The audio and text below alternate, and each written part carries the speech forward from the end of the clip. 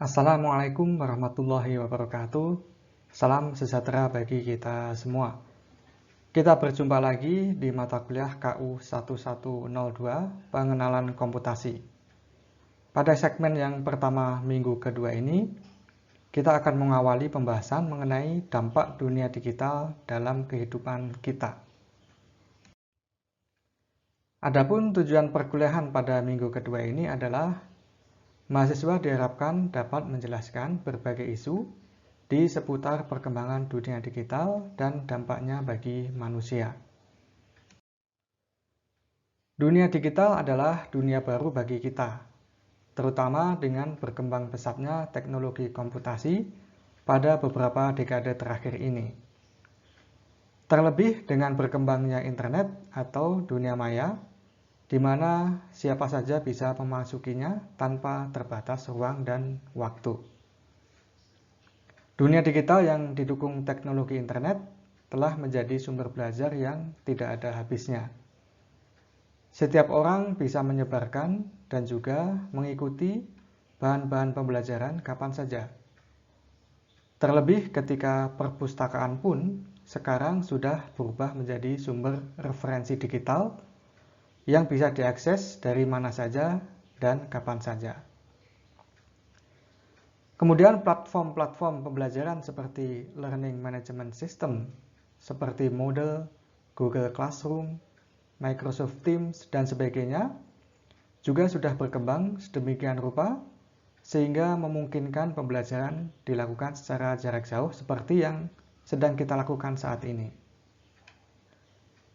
Bahkan dengan teknologi digital, paket-paket pembelajaran telah diramu dengan hiburan seperti Kahoot, sehingga proses belajar menjadi lebih menarik dan membuat mahasiswa tidak cepat bosan. Teknologi komputasi juga telah membawa efisiensi dalam berbagai pekerjaan manusia. Bisa kita bayangkan zaman dahulu ketika kita menyusun buku skripsi dengan menggunakan mesin ketik, begitu ada kesalahan pada halaman tertentu, bisa jadi kita harus mengulang pengetikan secara manual pada semua halaman. Berbeda dengan zaman sekarang, ketika dokumen sudah bisa disunting dengan mudah.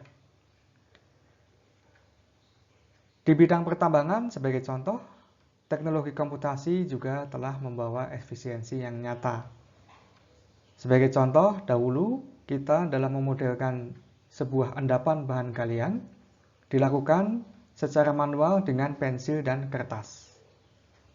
Namun zaman sekarang kita bisa memodelkan tubuh endapan dengan lebih cepat dan mudah dengan menggunakan komputer.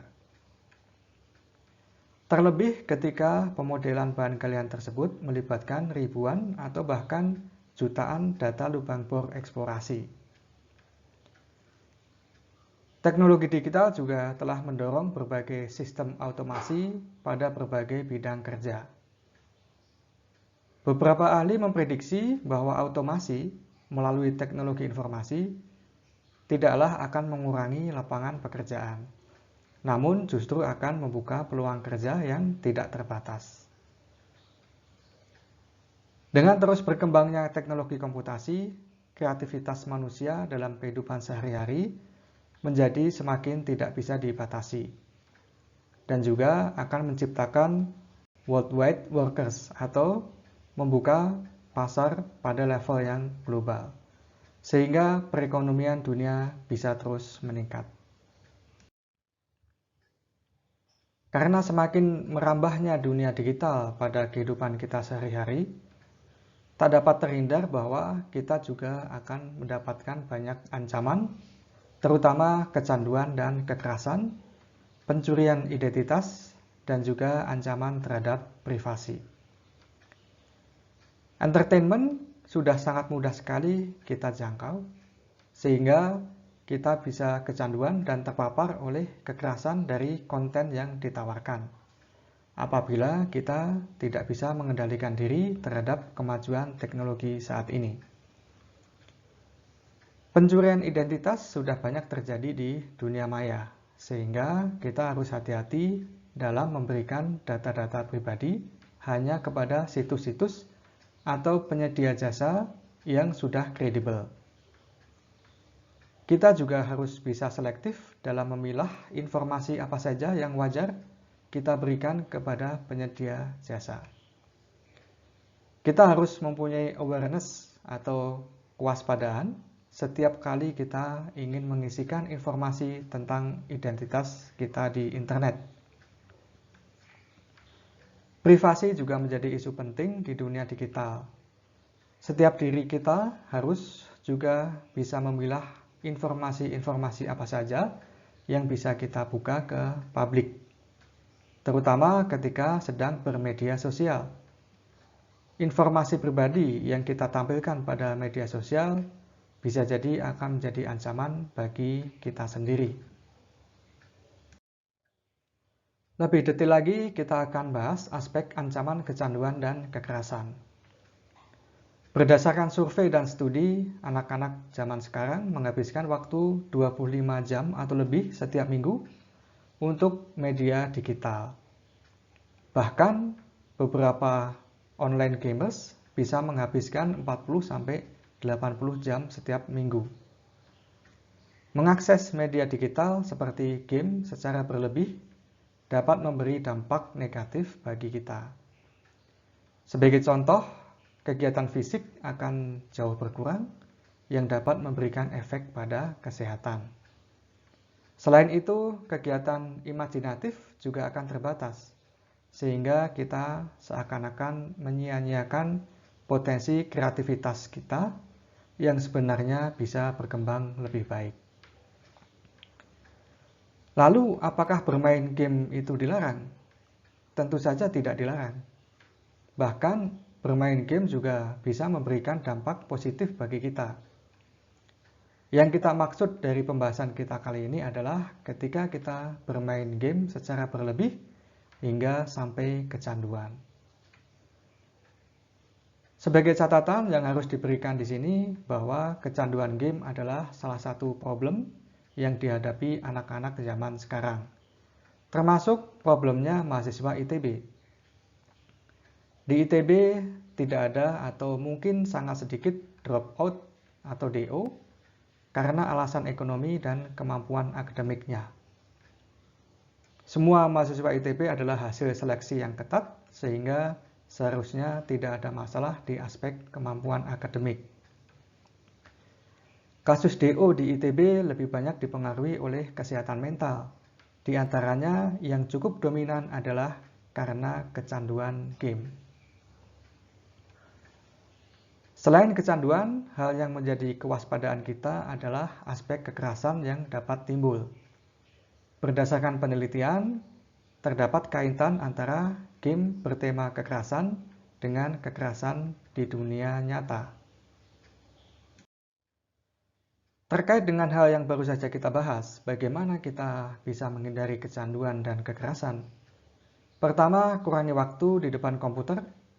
Tentu ini cukup sulit di masa pandemik ini karena semua mesti dilakukan di depan komputer.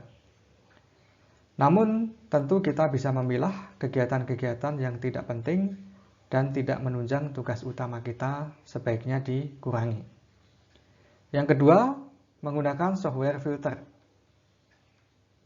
Khusus bagi anak-anak atau adik-adik kita yang masih di bawah umur.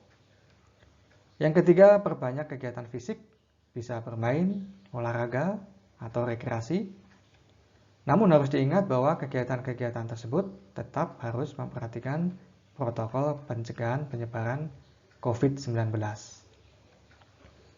Keempat, bergaul dengan teman fisik, bukan sekedar teman virtual. Perbanyak bergaul dengan orang lain, bisa tetangga atau teman-teman yang lain. Yang kelima, ikuti kegiatan-kegiatan sosial seperti bergabung ke unit-unit mahasiswa, himpunan, klub, dan sebagainya. Di ITB cukup banyak unit-unit kegiatan kemahasiswaan, baik yang berkaitan dengan budaya kedaerahan, olahraga, hobi, dan sebagainya. Yang keenam, jika ada masalah, bicarakan secara langsung dengan teman yang dapat dipercaya. Jangan curhat di media sosial karena akan lebih banyak efek negatif dibandingkan dengan manfaatnya bagi diri kita. Yang ketujuh, jaga hubungan baik dengan keluarga dan teman. Hubungan sosial yang baik akan menentukan keberhasilan tugas-tugas kita, baik tugas sebagai mahasiswa atau tugas-tugas ketika kita nanti sudah bekerja. Pencurian identitas sudah menjadi industri kriminal yang cukup besar. Pencurian identitas salah satunya disebabkan oleh kecerobohan saat berkegiatan di internet. Selain itu, bisa juga kita sudah cukup waspada, namun ternyata salah perhitungan karena cukup lihainya para pencuri identitas di internet. Tidak jarang kita jumpai korban karena phishing, yaitu pencurian identitas dengan modus mengirimkan email misalnya, agar si penerima email mengisi data-data sensitif, misalnya nomor kartu kredit, username atau password, pada sebuah halaman web palsu yang dibuat oleh pencuri. Akibat dari pencurian identitas ini bisa sangat serius, misalnya bisa membuat tagihan telepon atau internet menjadi sangat besar, atau bisa juga akun media sosial kita dicuri untuk memfitnah atau mengancam orang lain, sehingga kita bisa mempunyai masalah dengan pihak kepolisian. Selain itu, dampak dari pencurian identitas ternyata membutuhkan waktu yang sangat lama, bertahun-tahun untuk membereskannya. Oleh karena itu, selalu berhati-hatilah dalam memanfaatkan perkembangan teknologi digital, terutama internet di zaman sekarang. Kemudian bentuk dampak yang lain adalah pencurian terkait teknologi komputer. Contohnya adalah dengan social engineering, yaitu menggunakan cara-cara penipuan untuk mendapatkan informasi yang bersifat sensitif dari orang lain. Kemudian ada spoofing, yaitu berpura-pura menjadi orang lain dan melakukan tindakan-tindakan yang bersifat mengganggu dan juga merugikan. Lalu phishing seperti yang sudah saya jelaskan sebelumnya. Selain itu, perkembangan dunia digital juga disertai dengan maraknya perangkat lunak sabotase seperti malware atau malicious software, yaitu program komputer yang didesain untuk menginfiltrasi dan merusak komputer. Kemudian virus, yaitu program komputer yang mampu mereplikasi diri sendiri ke dalam program yang tidak terinfeksi. Worm, yaitu program komputer yang mampu bereproduksi hingga komputer berhenti bekerja. Kemudian ada Trojan Horse, yaitu program yang mampu mengontrol komputer tanpa disadari pengguna, mencuri data, dan merusak komputer. Bisa berupa logic bombs, yaitu dipicu oleh suatu event, atau time bombs yang dipicu oleh waktu. Lalu kita juga mengenal spyware, yaitu program yang mengumpulkan informasi tanpa sepengetahuan pengguna. Dan ada juga spybot, yaitu program yang mengkomunikasikan data ke pihak lain melalui internet. Untuk mengatasi kejahatan-kejahatan seputar teknologi komputer tadi, ada beberapa hal yang bisa kita lakukan. Pertama, menginstal antivirus. Ini adalah suatu keharusan agar komputer kita tahan terhadap serangan virus. Perlu diperhatikan di sini bahwa antivirus harus selalu diupdate agar database virus bisa dimutakhirkan di komputer sehingga peluang terinfeksi virus menjadi kecil. Kedua, ada security patches, yaitu komponen kecil dari sebuah program, biasanya berupa bagian dalam sebuah update program, yang dapat mendeteksi potensi kebocoran keamanan. Terkait dengan hal ini, kita jangan malas untuk melakukan pemutakhiran sistem, terutama adalah sistem operasi komputer kita, misalnya dengan secara rutin menjalankan Microsoft Windows Update.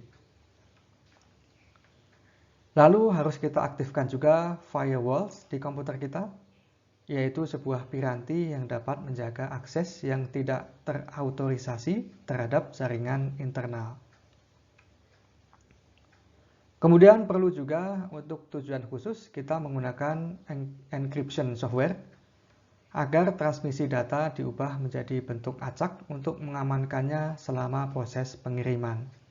Contohnya adalah Virtual Private Network atau VPN.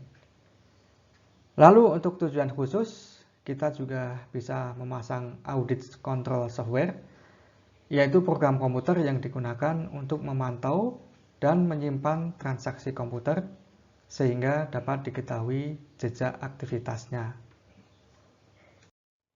Oke, demikian sekilas pembahasan mengenai dampak komputasi dan dunia digital dalam kehidupan kita sehari-hari. Kita berjumpa lagi pada segmen berikutnya tentang dampak komputasi dalam etika, politik, sosial, dan ekonomi. Assalamualaikum warahmatullahi wabarakatuh.